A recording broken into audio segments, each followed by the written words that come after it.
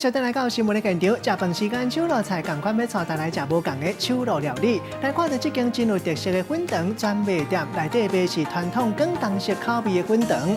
头家是一对翁仔某，特别研发行家起司，也有牛肉泡菜、海鲜这的创意澎湃口味。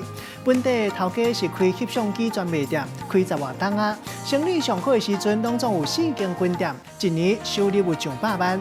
落尾时代慢慢无共，翕相机规个市场拢摆起去。才会决定要甲店收起来。伊和因某做伙来创业，开店短短1年时间，已经有真侪市中的老主顾客。现无的米浆，甲倒落去这个铁盘内底，搁甲卡一粒卵，放挂这个小白菜，抓落去，甲放鲷鱼片、白虾甲木仔鱼，照顺时甲放咧铁盘顶，人算甲出1分钟了后，就会当甲这个米粿啊甲切块。这个招牌的海鲜粿啊底盘，甲我这个家己做的葱仔油，再搁淋一寡特制豆油，含撒一寡油葱酥，这样啊澎湃的海鲜综合粿啊，就会当来烹上桌了。觉得他们家这个虾真的超棒的，就是非常的新鲜，然后就是不是像有些店家可能就是比较不新鲜软软的，然后他们家的是很酥，就是蛮脆的，对，而且这个肠粉就是真的是入口即化，很薄。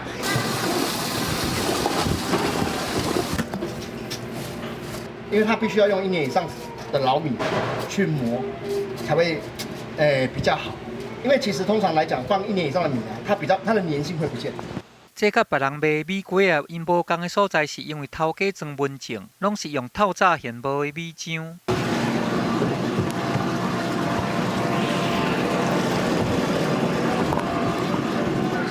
石磨它属于慢磨，低温慢磨，因为其实。通常我们把那个米磨成浆啊，也有人选择用机器，可是机器的话它是比较快，但是它也带来高温，所以就是说它米的味道容易被因为机器高温冲散掉，所以其实石磨的话它比较能保留食物的原味。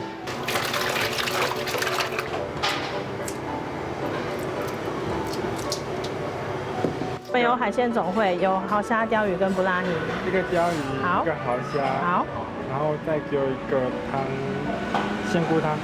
一开始可能一天开可能30份、40份，开店都没有人，因为我们本来想说是做早餐，人家一开店以为我们在备料，没有人觉得我们在卖早餐，对，然后后来我们才修改到现在做午餐，然后做晚餐。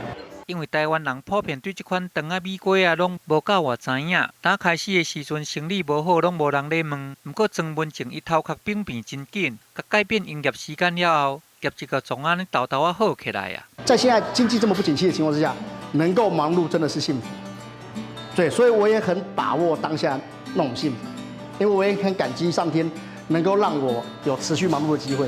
辛苦归辛苦，可是至少我们一家人是在一起的。翁仔某2个人互相扶持斗相敬，做出这个有手工特色的肠仔米粿啊，就算讲爱哪做生意，搁哪带囡仔。虽然讲安尼劳心苦俭真辛苦，不过因嘛真珍惜这份全家牵做伙的快乐时间。记者综合报道。